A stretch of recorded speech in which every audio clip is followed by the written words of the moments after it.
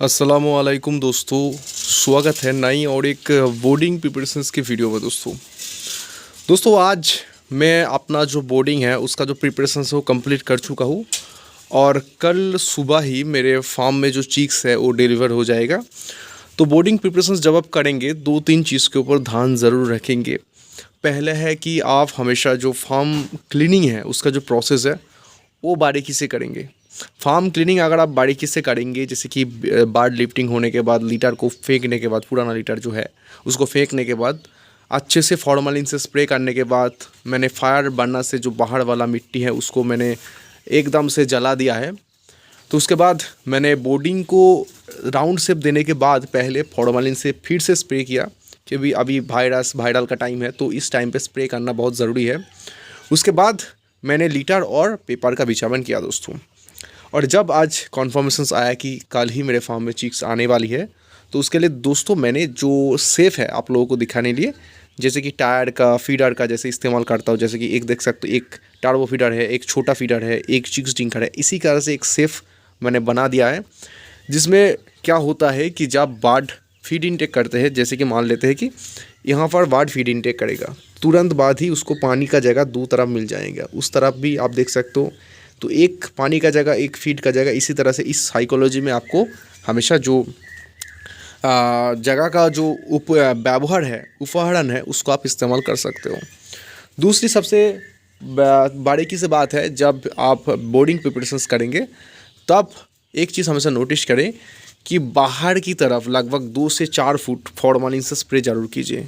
मैंने आज ही बाहर की तरफ फॉर्मलिन से स्प्रे किया है और आज कुछ देर बाद मैं यहाँ पर पेपर बांध दूंगा, जिसके अंदर क्या होगा कि टोटल जो एयर है वो एयर टाइट हो जाएगा। फार्म के अंदर एयर टाइट करना बहुत ज़रूरी होता है, क्योंकि छोटे बर्ड में जो ठंड है वो बहुत जहर की तरह इफेक्ट करते हैं। तो उसके लिए आपको बाहर की जो पर्दे है उसको अच्छी तरह से बांधना हो। अगर गर्मी का मौसम हो तो भी, अभी जो टेम्परेचर है इस टाइम पे 37-38 डिग्री के आसपास है दोपहर के टाइम, इसका मतलब बहुत गर्मी है। तो इस टाइम पे भी आपको पेपर का जो व्यवहार है वो अच्छे से करना होगा, लगभग 1 से 2 दिन। उसके बाद आप वेंटिलेशन के लिए टाइम के हिसाब से, बर्ड का एज के हिसाब से आप पेपर का जो यूज़ है वो आप चेंज कर सकते हो। तीसरी सबसे इम्पॉर्टेंट चीज़ है, जब आपके फार्म में चिक्स डिलीवर होगा, जैसे कि मान लेते हैं यहाँ पर अभी चिक्स डिलीवर होगा, तो उसके 3 घंटा आप फीड, 1 घंटे के लिए फीड बंद कर दीजिए। तुरंत देने के बाद चिक्स 1 घंटा फीड बंद रहेगी। उसके बाद 3 घंटे के लिए जो पानी है वो बंद रहेगा।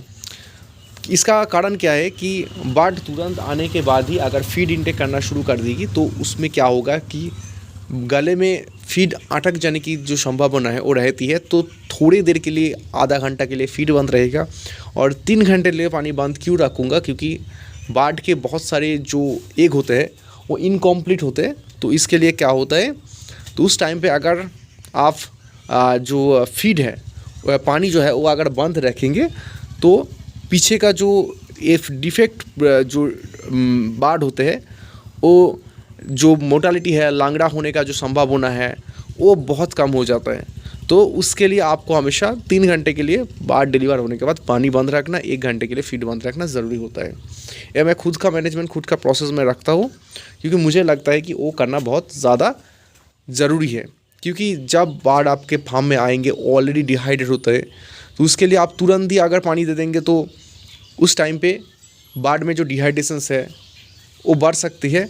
तो उसके लिए जब भी आप बर्ड को डिलीवर करेंगे तो उसके लिए आपको लगभग 1 घंटे के लिए पानी बंद रखना ज़रूरी है, क्योंकि उस टाइम पे बर्ड थोड़े फ्रेश एयर मिल जाने के बाद जो बॉडी में जो ठंड बबल्स जम जाते हैं, जो गर्मी के वजह से स्वेट जम जाते हैं, वो सूख जाएंगे।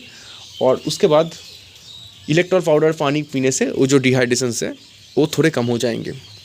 और फीड देने की कारण क्या है कि फीड देने से बर्ड में जो बॉडी स्ट्रक्चर में एक्टिवेशन है वो शुरू हो जाते हैं।